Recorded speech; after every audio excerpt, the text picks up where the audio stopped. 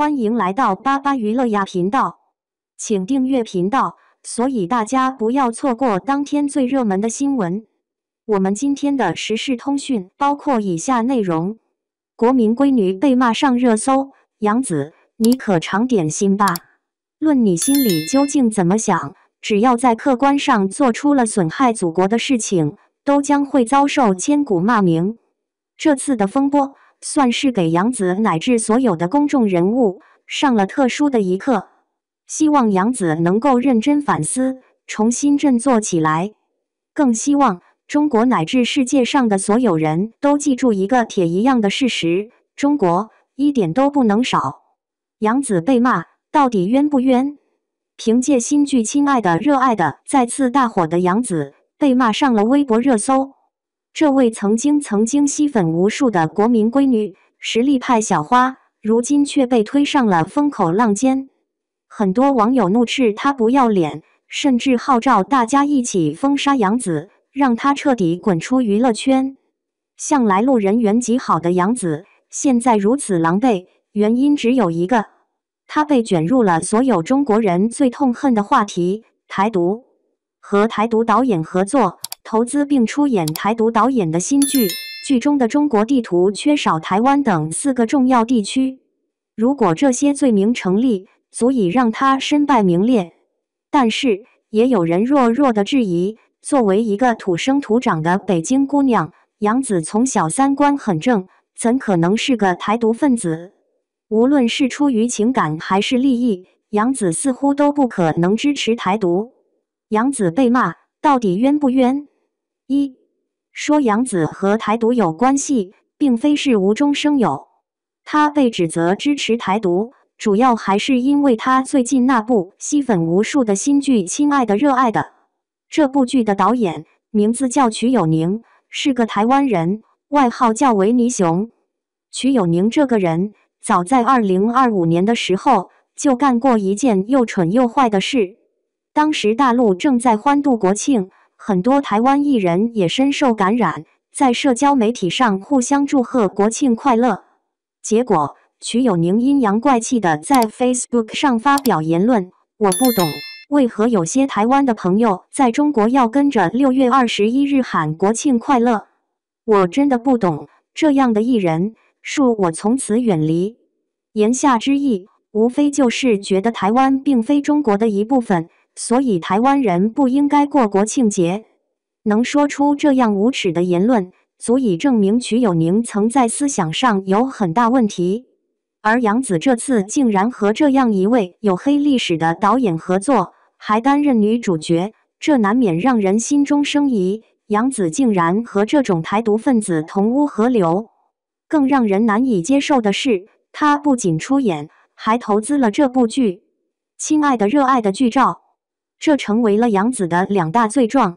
然而，真正让她被钉在耻辱柱上的，则是第3条罪状。在《亲爱的热爱的》火遍全国的时候，有网友发现了一个惊天的细节：在这部剧的第39集，出现了一张世界地图。这张地图把杨紫彻底推向了风口浪尖。2. 这张地图用一个成语形容的话，就是其心可诛。在图中，中国这只大公鸡被砍脚拔毛。亲爱的热爱的截图台湾、海南、藏南、阿克塞钦这4个地方，竟然都没有被划在中国国境之内。要知道，这可是堂堂正正属于中国的领土啊！有海南的网友非常气愤地说：“活了这么大，还是第一次见到海南独，谁给他们的胆子，竟然敢在中国地图上动手脚？4块领土就这样被划出，如此严重的地图问题，绝不会只是失误而已。”微博上一时炸开了锅，瞿友宁曾经的台独黑料都被一一扒出，而杨紫也顺理成章成了台独分子的帮凶。天底下那么多导演，那么多剧，你为什么非要和这样一个败类合作？你主演的电视剧出现了这么严重的政治问题，你敢说自己是清白无辜的白莲花？一时间，对杨紫粉转黑的人不计其数。尽管杨紫匆忙发微博表明立场，国家主权统一和领土完整不容侵犯，中国一点都不能少。也还是甩不掉支持台独的帽子。杨紫滚出娱乐圈的呼声也越来越高，但是与此同时，也有人发出了不同的声音。杨紫怎么可能是台独分子？她图什么呢？确实，无论从哪个角度分析，杨紫都不可能搞台独。3. 杨紫是个土生土长的北京姑娘，从2025年出生到2025年从北影毕业，杨紫几乎在北京度过了她人生的20多年。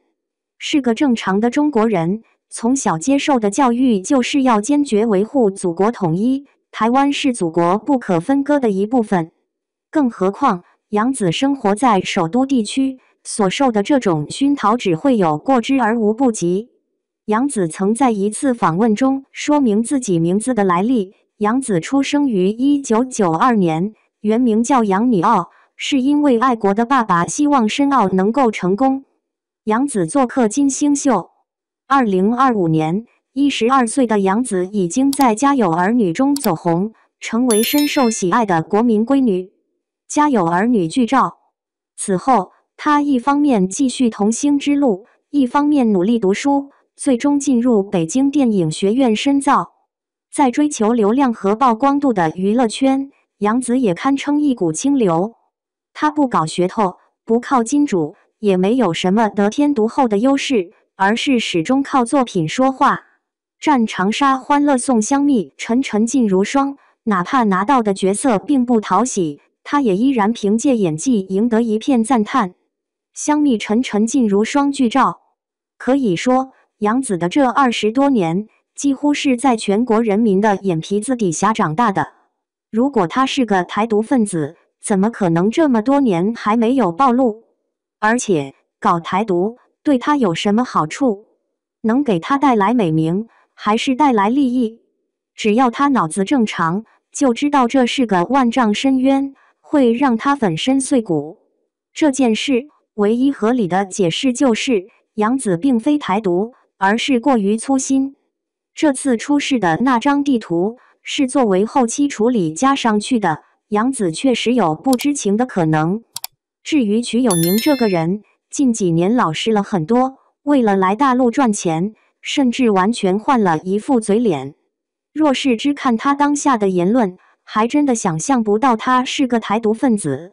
这么一看，杨紫还真是无辜。也许会有网友困惑，这么说来，我们骂杨紫，骂错了吗？不，杨紫确实该骂。4. 虽然洗脱了台独的罪名，但这并不代表杨紫没有错。她最大的错处是没脑子。杨紫可能还年轻，并没有意识到自己作为一个优秀的演员，对公众有着很大的影响力，并不是仅仅把剧演好了就够了。是，你不是私家侦探，不可能把每一个合作的导演调查得一清二楚。但是，瞿友宁这样一个黑料满满的台湾导演，你在合作之前就不能有最起码的清醒谨慎吗？李现、瞿友宁、杨紫合影，稍微留意一下，费点心思，就会知道这个人的政治立场是多么扭曲。退一万步讲，就算你觉得他现在已经改过自新了，可以合作，那么你拍完剧之后，能否请自己的团队多检查一下，看看有没有什么不妥的地方？最近网上的这场风波，让人很想问一句：杨紫，你有情有义有演技，为什么就没脑子呢？作为一个明星，一个公众人物，更应该有家国情怀，在大是大非上提高警惕，站稳立场。毕竟，在家国大义上，论迹不论心。无论你心里究竟怎么想，只要在客观上做出了损害祖国的事情，都将会遭受千古骂名。这次的风波，算是给杨紫乃至所有的公众人物上了特殊的一课。